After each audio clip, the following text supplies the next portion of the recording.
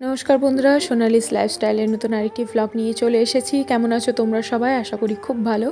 আমি অনেক ভালো আছি। তো সকাল সকাল আমার কর্তা আজকে ঘর পরিষ্কার অভিযানে নেমে পড়েছে। বাপির রুমটা প্রচণ্ড মাত্রায় ধুলা হয়েছিল, আর নিচের ঘরটাতে, আমাদের নিচের রুম দুটোতে এত নোংরা হয় কি বলবো।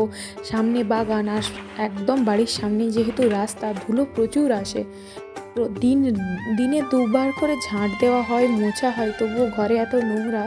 লোক দেখলে ভাবে বোধহয় আমরা ঘর দোয়ার ঝাঁটটার দিই না বা পরিষ্কার করি না, কিন্তু বিশ্বাস করো এত পরিষ্কার করা হয় কি বলবো।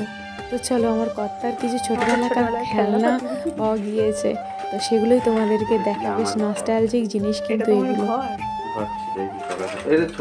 তুমি যা শান্ত ছিলে, তুমি খেলনা বাটি ঘর নিয়ে খেলবে নি তো কি? আর বরের ছোটবেলার খেলনা ভাবতে পারছো? ভাইয়ের তাজমহল। আমি ঘর কিনেছি, ভাই তাজমহল কিনেছি। ঘরটা খুব সুন্দর। থাক খেলনা। আরেকটা মেলায় যে আমি বাসটা কিনেছিলাম। কোথায় বাস? এটা ভাই কিনেছিল,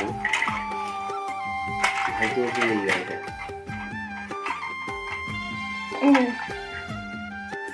এই ছোট বাসটাও আমার ছিল। ছোট বাস? এই যে হাওড়া টু দমদম। বাবা, চলো তো, ওটা এখন কাজে লাগবে, নিয়ে চলো। ওইটা তো বোধহয় সব জায়গায় চলে যাবো। এই যে এটা বাসেরটাই, বাসেরটা পুরো বড় হলে তোকে দেখা যাবে। এই যে আমার একটা ঘরের মাথাটা, ঘরের সাইডে একটা চিমনি ছিল। যা, ভেঙে দিচ্ছ কেন? এত প্লেট বেরিয়েছে, প্লেটগুলো বের করলো, কাউকে দিতে সুবিধা হয়। এইটা আমার গাড়ি ছিল। এইটা তোমার গাড়ি, রেখে দাও, রেখে দাও। ওর মধ্যে আর কি আছে? আর যত এরকম বন্ধুকের, এগুলো সব বন্ধুকের ভাড়া জিনিস। দুটো হনুমান, দুটো কালার। টানা গাড়ি, টানা গাড়ি।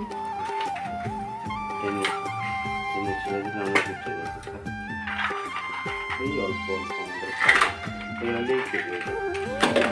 সব ভেঙে দিবে মনে হচ্ছে বড় বয়সে ফেলে।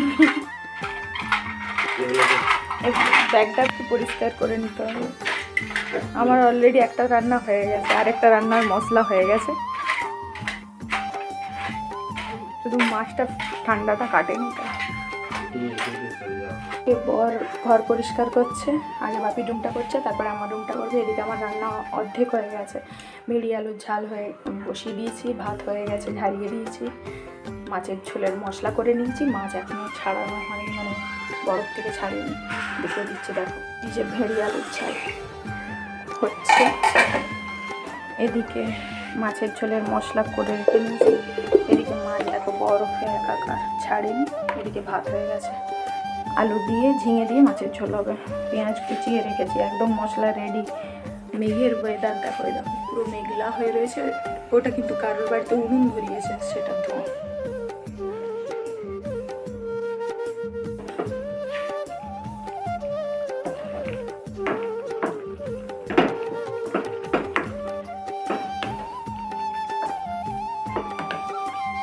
আলু মোটামুটি সেদ্ধ হয়ে গেছে, হোক, সিমেই থাক। মাছ ভাজা চলছে।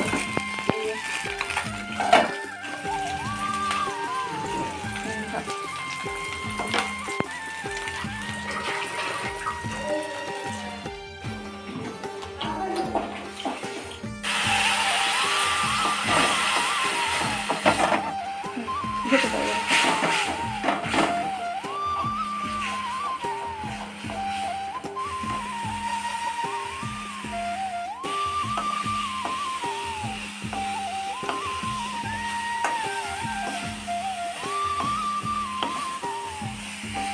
একটা সেট আছে না, এই পড়ার সাথে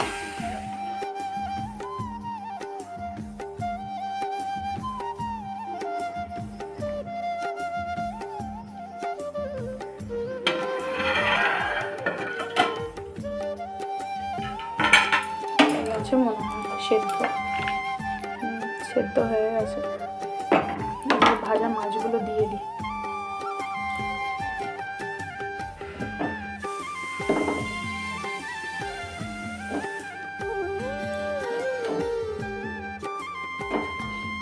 এটা ভাজার জন্য, ভাজা খাওয়ার জন্য রেখে দিলাম, বাকি সব মাছগুলোকে দিয়ে দিলাম।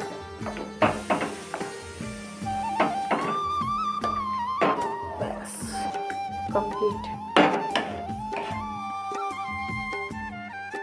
আমার রান্নাবান্না শেষ। গরমকালের পাতলা মাছের ঝোল করেছি, টেস্ট কিন্তু দারুণ হবে।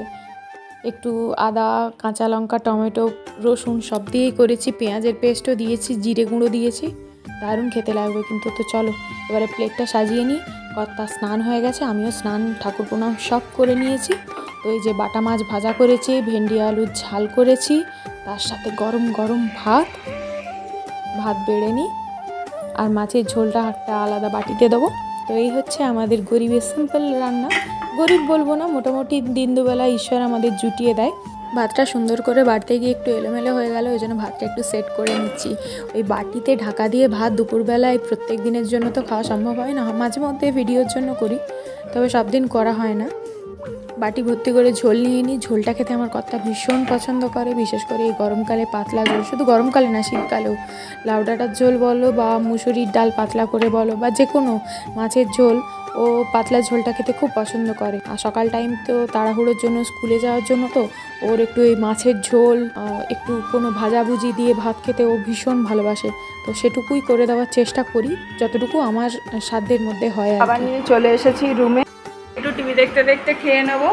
এই যে, তো চলো খাওয়া দাওয়া কমপ্লিট করে নিই। খাওয়া দাওয়া হয়ে গেছে, একটু শুয়ে পড়েছিলাম, এখন বাজে 2:30।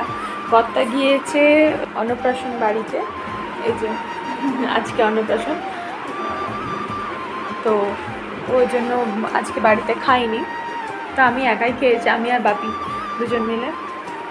আর তো সেই জন্যই আর কি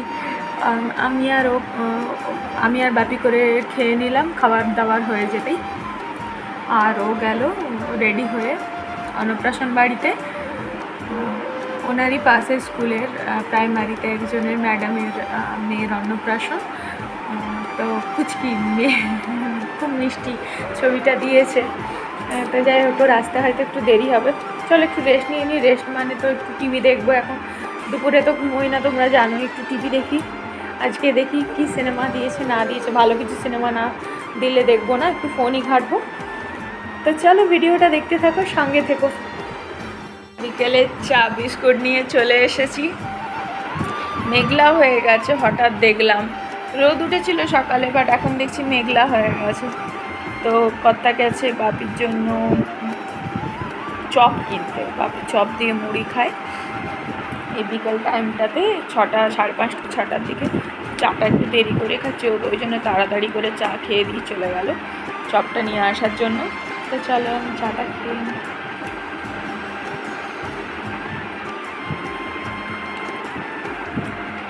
আজকে রাতে যে কী রান্না হবে ভগবান জানি না, দেখা যাক কি হয়। রুটি হবে।